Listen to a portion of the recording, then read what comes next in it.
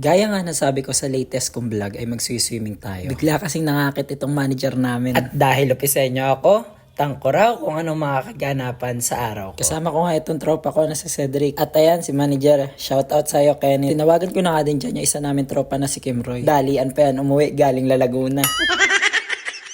Dito ay may dinaanan lang kami nakaklase ni manager. Papunta na kami 7-Eleven dyan dahil may dadaanan pa kaming isang tropa. Shoutout sa'yo, boss Ian. Napavitamil ka pa bago sumabak sa languyan. Habang iniintay nga namin si Kim Roy sa may highway, ay pumunta na muna kami ng Unis. Binigyan niya kami dito ni manager ng 100 para may makukut-kut naman daw kami mamaya pag naliligo na kami. Madalian na nga lang yan dahil alauna na ng mga oras na yan. Kakaunti nga lang kinuha namin yan dahil kala namin kapos yung 100. Pero pagkatingin namin ay kulang na kulang pa pala kaya tumakbo na agad yung aking tropa. Kaya dinagdagan pa niya ng 4 na piraso. At ayan, may putal pa nga yan na 8 pesos dahil 92 pesos lamang ang nagastos namin. Ipinaplastic na nga din namin yan dahil baka masira pag sa supot namin inilagay. Pagkatapos nga niya ay umalis na din agad kami at sumakay na din agad kami sa kotse ni manager. Uta mo, dire-diretsyon tawid pa yan.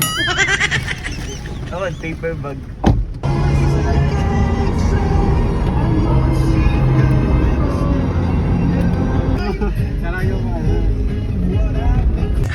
Sa JC namin.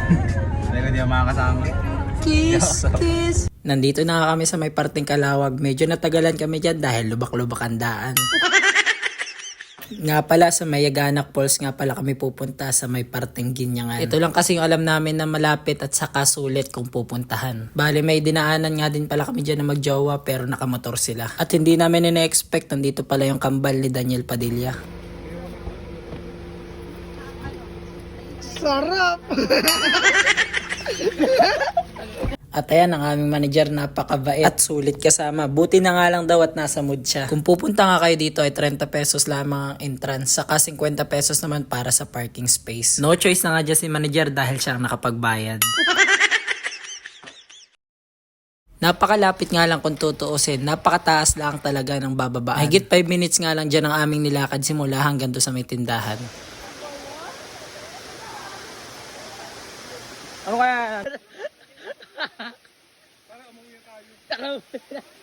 Hindi nga ganito ang ina-expect namin dahil ang akala namin ay nag-aasul-asul ang tubig. Pero no choice, nandito na kami.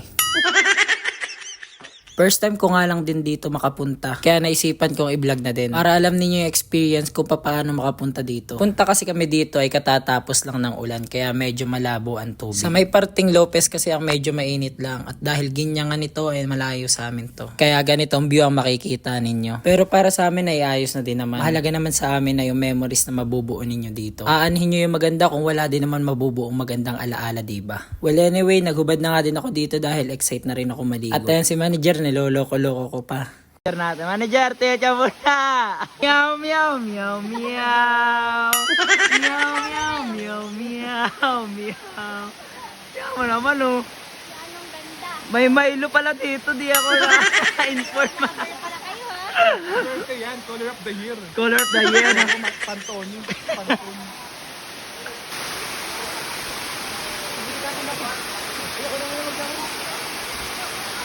At ayan, sinubukan ko na nga dyan magpabagting. Na-curious kasi ako kung anong pakiramdam ni Spider-Man sa ere.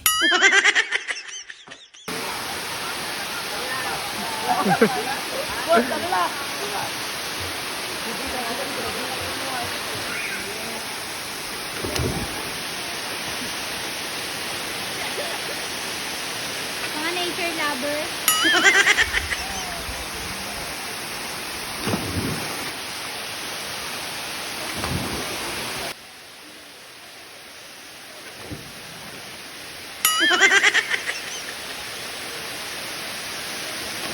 At ganito nga naman ang itsura pag nasa taas ka. Ang kagandahan kasi dito sa Liagana kaya hindi madulas ang mga bato. Kaya medyo safe sa mga kagaya natin. Pero para sa mga bata ay dapat doble ingat po tayo. Pagkatapos nga ng picture ay kanya-kanyang dampot ng chichirya na yung mga yan.